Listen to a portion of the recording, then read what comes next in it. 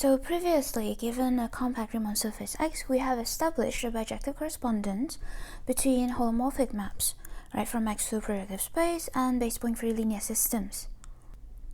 Say if phi is a map given by this tuple, then we can associate to phi the linear system corresponding to the span of these fi inside the following Riemann rock space. So this is a linear system inside this complete linear system, where D is just the GCD of the divisor of the fi. Now, in the specific case, when we start with a complete linear system that is base point free, then we'll call the associated map Vd. Remember, we mentioned an advantage of this viewpoint is that now we can study holomorphic maps through a projective space using tools from linear algebra. And why is that? Well, that's because, remember, linear systems correspond to vector subspaces of Riemann rock spaces, which are vector spaces. So we can use linear algebra to study the Riemann rock spaces, and that will tell us things about the holomorphic maps from X to Pn. Thus, our goal now is to rephrase things about the holomorphic map in terms of Riemann rock spaces. In particular, in this video, we want to give a criterion for the holomorphic map Vd to be a embedding in terms of the Riemann rock spaces. To do so, we'll first give a criterion for Vd to be injective.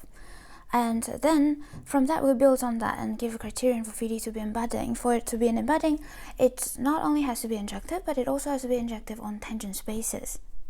For Vd to be injective, we have this condition around dimension for every point pq in X such that p and q are distinct. Now for Vd to be embedding, we have the same condition, but now we remove the criterion that p and q has to be distinct. So this has to be true for also in the case when p is equal to q.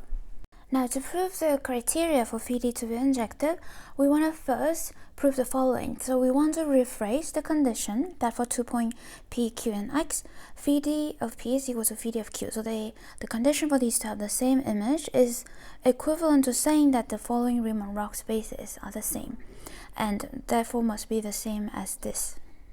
The proof essentially boils down to the following key claim, which is that given any point p in X, we can always choose a basis f naught fn, the basis of LD, so that the map is going to be given by the map's going to send p to the point 1, 0, 0.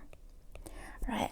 And then, because how do we apply this? Then if the image of p and q are the same, then under this map we'll see that both p and q are gonna be mapped to 1, 0, 0, 0, and this have some meaning on the fi. So here's the statement that we want to show. We want to show that given a point p in X, we can always find a basis of LD such that under this basis the map Vd sends p to 1, 0, 0, 0.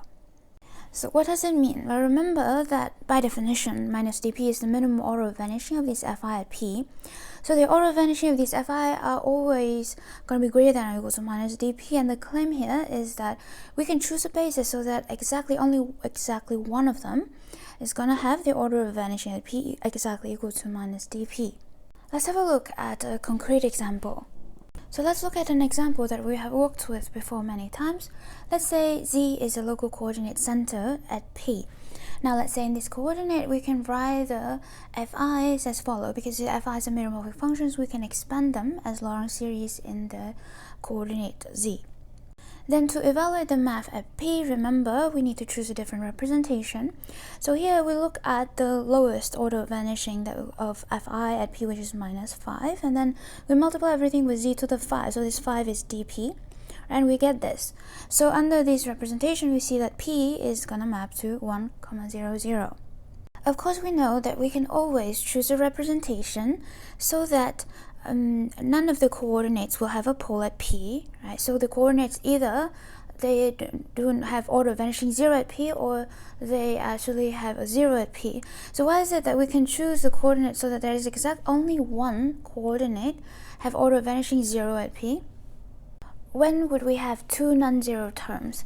Well, we would have two non-zero terms if another fi is going to have order of vanishing at p also equals to minus 5. For example, here if f1 is say 2 over z to the 5, then this is going to be 2.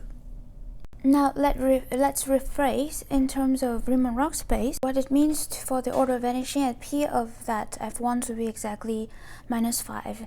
More generally, what it means for the order of vanishing of Fi at P to be exactly minus dp. Well, that just means that Fi lie inside L of d, but it does not lie inside L of d minus p. So let's see why that is. Let's look at the following example. Like, say here, in this example, dp is 5. So what's LD? LD will consist of functions whose pole at p has order less than or equal to 5. In particular, we have this f0 lying in here. Now, what is L of d minus p? These are going to consist of functions whose poles at p had order less than or equal to 4. So that will consist of this f1 and f2. The expansion, the Laurent expansion, start from coefficient 1 over z cubed and z. So we see then for a function, meromorphic functions, to lie inside, to have order vanishing at p exactly equals to minus 5, it must lie inside LD but not lie inside L of d minus p. So saying that this point P here maps to 1, 0, 0 is equivalent to saying that except for one of these Fi, all of the rest must lie inside L of d minus p. In this particular case, we're saying that just f0 is not going to lie inside L of d minus p, and f1, f2 is going to lie inside L of d minus p. This is equivalent to saying that p is going to map to 1, 0, 0. Now, coming back to our original statement, we were given a base point-free complete linear system and a point P.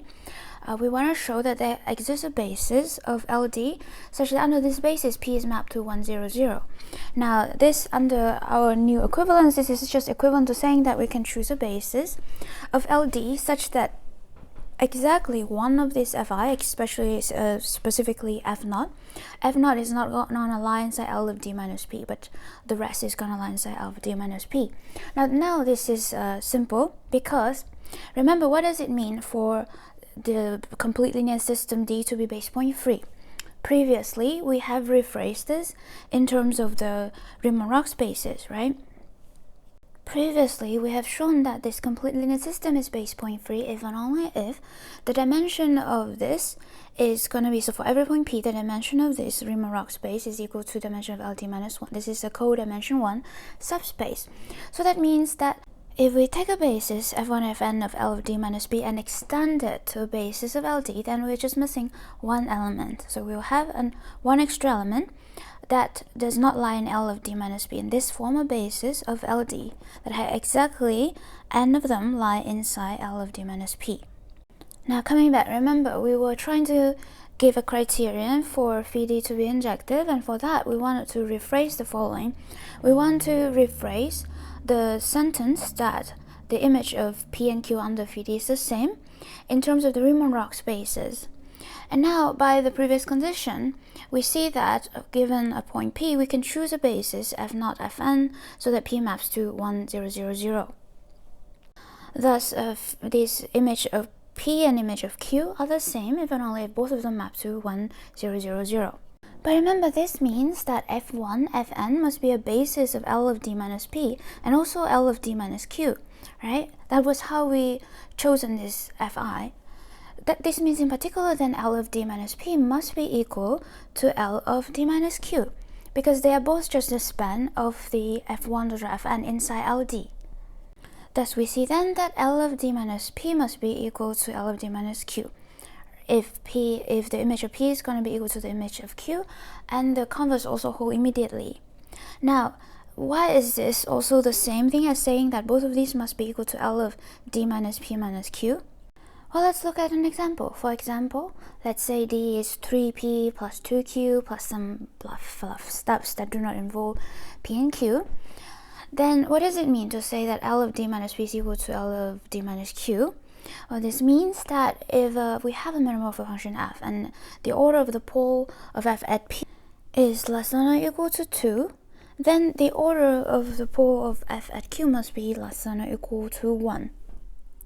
And vice versa. This is if and only if. So we see that if f lies inside L of D minus P, and the order of the pole of F at P is less than or equal to 2, so let's say if F could have a coefficient like this, we see that then the order of F, the order of the pole of F at Q must be less than or equal to 1, so the coefficient here could be, say, minus 1, and so on. So we see that if we just know that F lie inside here, then we know information about the pole here.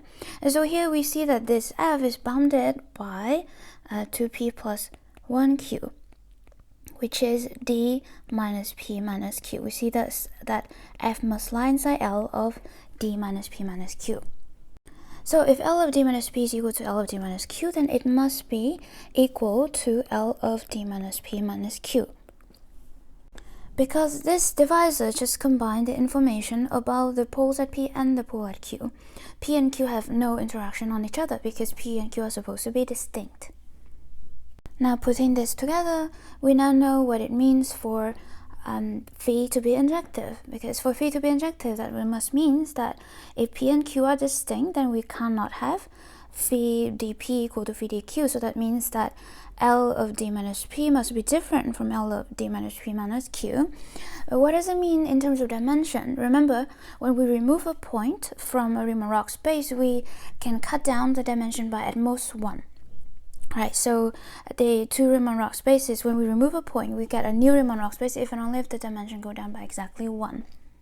Since this complete linear system is base point free, we already know that the dimension of L of D minus P is equal to the dimension of L D minus 1. So then, for the L of D minus P minus Q to be distinct from L of D minus P, its dimension must be dimension of L D minus 2.